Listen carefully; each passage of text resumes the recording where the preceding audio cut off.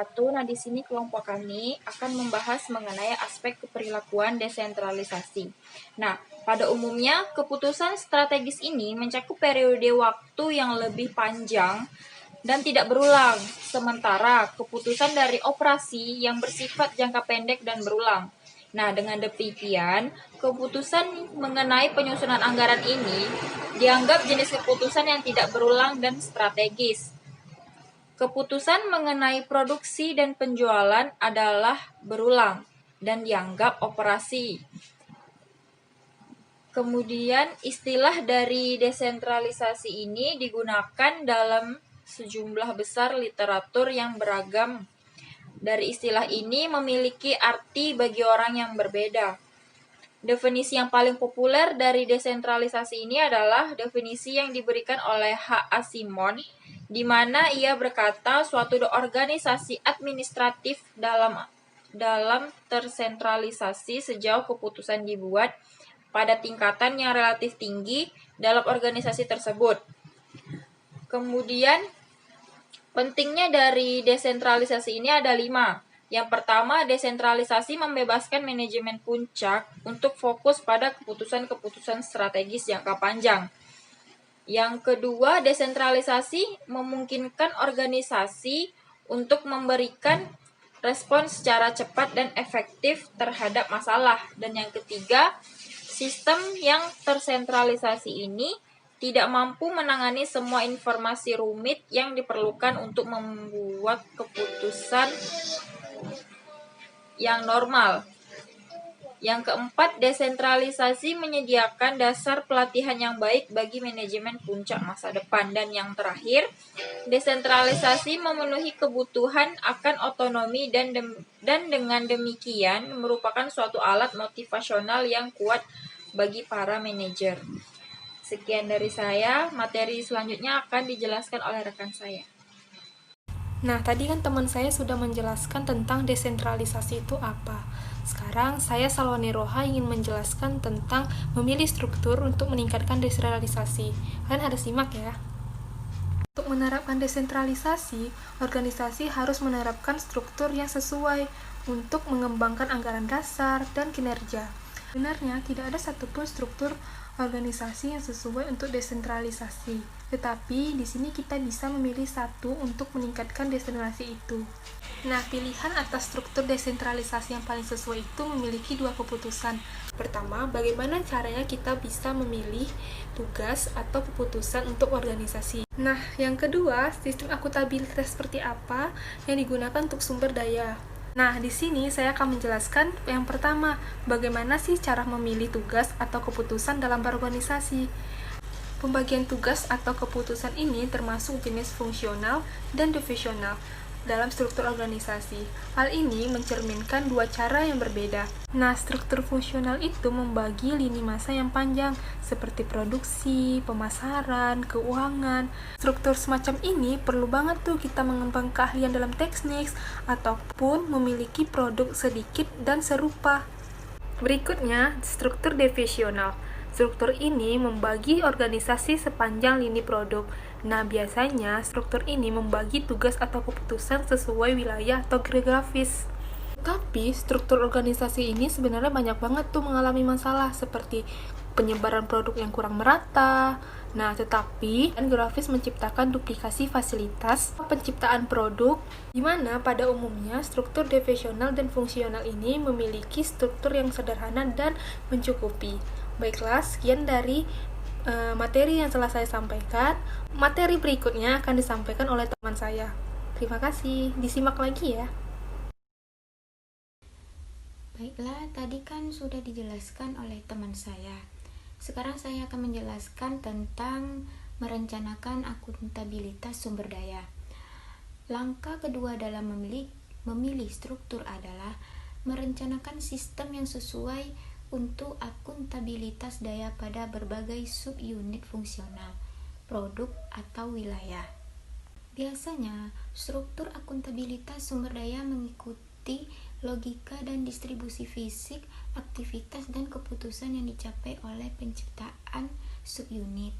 Ada 4 jenis akuntansi sumber daya yang dikenal dalam literatur, yaitu 1. Pusat biaya, 2. Pusat pendapatan, 3. Pusat laba, dan terakhir pusat investasi. Oleh karena itu, hubungan antara aktivitas atau keputusan sumber daya yang digunakan, maka organisasi fungsional terutama menggunakan pusat pendapatan dan biaya. Demikian pula, karena divisi pada umumnya menggabungkan pemasaran dan produksi di bawah seorang manajer, maka divisi-divisi tersebut diatur sebagai pusat laba atau pusat investasi. Pentingnya untuk diketahui bahwa kriteria keperilakuan digunakan untuk merancang struktur organisasi yang diusulkan. Di sini, seringkali diabaikan atau dicampur aduk dalam praktik teori. Oleh karena itu, struktur organisasi yang terdesentralisasi dirancang untuk menghasilkan perilaku manajerial yang diinginkan penciptaan subunit fisik atau keuangan. Hal ini berarti bahwa hubungan yang ketat antara akuntabilitas tugas atau keputusan dan akuntabilitas keuangan tidak diperlukan di semua situasi. Selanjutnya yaitu pengembangan anggaran dasar. Dalam pengembangan anggaran dasar, tugas yang sama pentingnya adalah sekelompok aturan dan prinsip operasi yang akan mengatur hubungan antara subunit dengan kantor pusat dan antara subunit dengan subunit yang lainnya. Hubungan antara subunit dengan kantor pusat memerlukan penganggaran aktivitas di mana subunit memiliki wewenang dan tanggung jawab utama. Baiklah, teman saya tadi telah menjelaskan apa itu akuntabilitas sumber daya dan pengembangan anggaran dasar. Dan saya, Freddy Kurniawan, akan menjelaskan pendekatan aktivitas dan menetapkan norma keberlakuan. Yang pertama ada pendelegasian aktivitas. Persyaratan penting dari desentralisasi yaitu penentuan aktivitas yang sebaiknya didelegasikan kepada subunit dan aktivitas yang dikendalikan secara sentral. Dan aktivitas yang dikendalikan sentral ada 6 pedoman yang dapat berguna bagi organisasi yang sedang dalam proses desentralisasi. Yang pertama ada pemanfaatan bakat khusus, yang kedua ada skala ekonomi, yang ketiga ada keseragaman, yang keempat ada konsekuensi yang bertahan lama, yang kelima kerangka waktu, yang keenam ada dorongan eksperimentasi. Yang kedua ada menerapkan norma keperilakuan. Anggaran dasar harus mengikuti pembagian aktivitas dengan menyatakan norma keperilakuan yang diharapkan kantor pusat dari para manajer subunit dalam melakukan aktivitas ini. Norma keperilakuan yang paling penting yaitu sosialisasi, spesialisasi, dan standarisasi, dan ada yang namanya formalisasi. Dan selanjutnya akan dibawakan oleh teman saya Freddy Kurniawan. Terima kasih. Assalamualaikum warahmatullahi wabarakatuh. Baiklah, tadi teman saya telah menjelaskan mengenai norma menetapkan keperilakuan. Dan saya akan menjelaskan tentang klarifikasi hubungan antar unit. Anggaran dasar yang baik memberikan peraturan dasar untuk mengelola pertukaran antar unit. Pertukaran ini perlu ketika subunit saling bergantung satu sama lain untuk input atau output. Tingkat ketergantungan bervariasi dari tinggi dalam perusahaan yang terintegrasi secara vertikal sampai rendah dalam konglomerasi yang terdiversifikasi.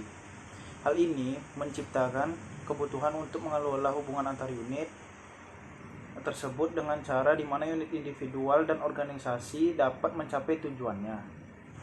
Baiklah, selanjutnya saya akan menjelaskan mengenai pendekatan kompetitif versus kolaboratif. Kalau pendekatan kolaboratif menekankan pada keanggotaan organisasi dan mendorong individu untuk bekerjasama dengan satu tim dengan menggunakan aturan, penghargaan, dan nilai yang sesuai. Sedangkan pendekatan kompetitif mengandalkan pada mekanisme pasar dan mensubstitusi pasar internal yang fiktif dengan pasar eksternal.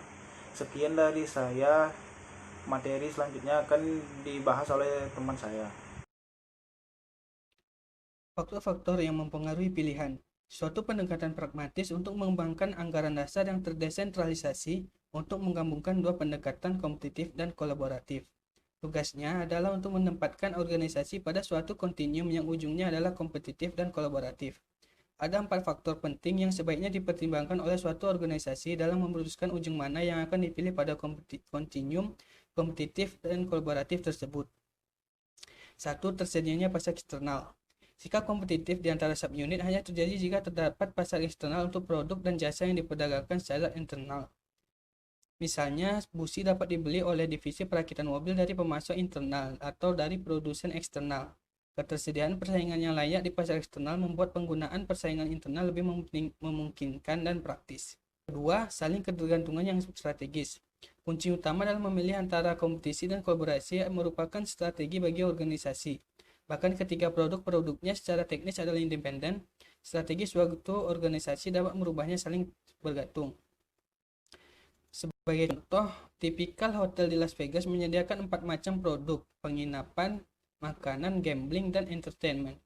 Secara strategis, hotel tersebut bisa membuat 4 independent unit, atau juga bisa membuatnya saling bergantung dengan memilih salah satu produk menjadi penghasil laba utama dan yang lainnya sebagai produk pendukung. Ketiga, ketidaklengkapan harga. Pendekatan kompetitif membutuhkan mekanisme harga sebagai sinyal dasar dalam mengatur pertukaran.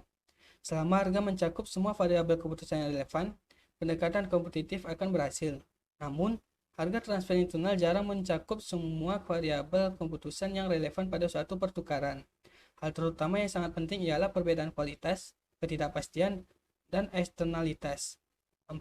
Tersedia opsi untuk keluar. Persyaratan paling penting dalam keberhasilan pendekatan kompetitif adalah ketersediaannya opsi untuk keluar. Opsi untuk keluar memungkinkan produsen internal yang tidak efisien untuk mendapatkan sanksi dengan cara mengizinkan pembeli untuk menolak membeli secara internal.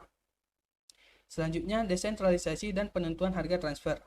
Mekanisme utama yang digunakan oleh organisasi untuk mengatur pertukaran antar subunit adalah mekanisme penentuan harga transfer. Harga transfer mendorong dan mempromosikan jenis sikap tertentu dalam organisasi. Dan karena anggaran dasar untuk desentralisasi berusaha untuk melakukan yang sama, ada hubungan erat di antara keduanya. Sistem penentuan harga transfer dapat digunakan sebagai suatu alat untuk memperkuat perilaku yang diinginkan oleh anggaran dasar. Baiklah, saya Sucitriani ingin menjelaskan tentang jenis-jenis harga transfer dan anggaran dasar desentralisasi. Sebelum masuk ke jenis-jenis harga transfer, apakah teman-teman tahu apa itu harga transfer? Nah, harga transfer adalah suatu kebijakan yang dilakukan oleh perusahaan untuk menentukan harga transfer suatu transaksi, baik itu barang, jasa, harta yang tidak berwujud, atau transaksi finansial yang dilakukan oleh perusahaan. Nah, masalah yang sering terjadi dalam transfer harga ini adalah penentuan kesepakatan harga, karena melibatkan antara pembeli dan penjual, dan harga transfer tersebut mempengaruhi pengukuran laba. Dan harga transfer yang terlalu tinggi akan merugikan pembeli, sedangkan harga transfer yang terlalu rendah akan merugikan penjual. Nah, materi selanjutnya saya akan menjelaskan beberapa jenis-jenis harga transfer. Jenis-jenis harga transfer tersebut ada 5. Yang pertama ada harga pasar. Harga pasar digunakan ketika terdapat beberapa pasar eksternal untuk produk tersebut. Karena harga pasar memberikan kebebasan kepada pembeli dan penjual untuk melakukan transaksi. Yang kedua ada biaya plus. Biaya plus kegiatan yang dilakukan perusahaan dengan menambah presentasi tertentu di atas harga guna untuk menentukan harga jual. Yang ketiga ada biaya variabel. Biaya variabel biaya yang tidak memungkinkan penjual untuk menunjukkan berapa labanya. Dan yang keempat ada harga transfer yang dinegosiasi, dan yang kelima ada harga transfer yang diputuskan dan diperintahkan. Ini terjadi ketika tidak mencapai kesepakatan mengenai harga transfer antara kedua belah pihak. Nah, selanjutnya saya akan menjelaskan tabel yang berhubungan antara harga transfer dengan anggaran dasar desentralisasi. Jenis perilaku yang diinginkan. Yang pertama ada tingkat kompetisi dan saling ketergantungan yang tinggi antar unit. Yang kedua ada tingkat kompetisi menengah antar unit. Yang ketiga ada kebutuhan setara. Nah, jenis penentuan harga transfer yang diperlukan. Yang pertama ada harga kompetisi berbasis pasar digunakan sebagai ukuran efisiensi ekonomi. Yang kedua, harga berbasis pasar digunakan sebagai batasan untuk mengukur elemen umum antara harga internal dan harga eksternal. Yang ketiga, ada harga transfer yang dinegosiasikan untuk memberi pada unit suatu cara untuk melakukan pemecahan masalah secara bersama-sama. Mengukur dan mengevaluasi kinerja. Tujuannya terdapat pada kontrolabilitas, kelengkapan dan pemisahan aktivitas.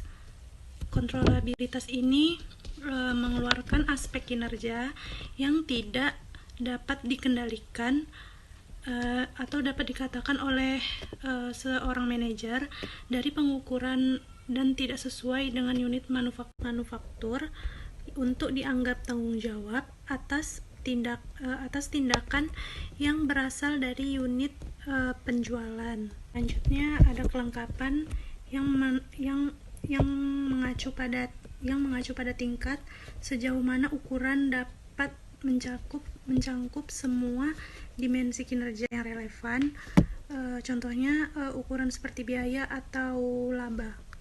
Selanjutnya ada pemisahan aktivitas. Pemisahan aktivitas ini untuk membedakan daya tarik ekonomi dari aktivitas dengan cara aktivitas yang dikelola perusahaan tersebut gitu. Contoh kasusnya, contohnya itu pemberian nilai kepada mahasiswa oleh dosen. Kemampuan seseorang itu tidak dapat diukur dari hasil nilai ujiannya. Contohnya itu perbandingan soal ujian pilihan berganda dengan esai. Kalau misalnya soal pilihan berganda itu hanya mengalokasikan pengetahuan pada poin tertentu saja, sedangkan esai mengalokasikan pengetahuan secara menyeluruh. Namun kebanyakan mahasiswa itu menyukai pilihan berganda karena lebih mudah untuk mengerjakannya.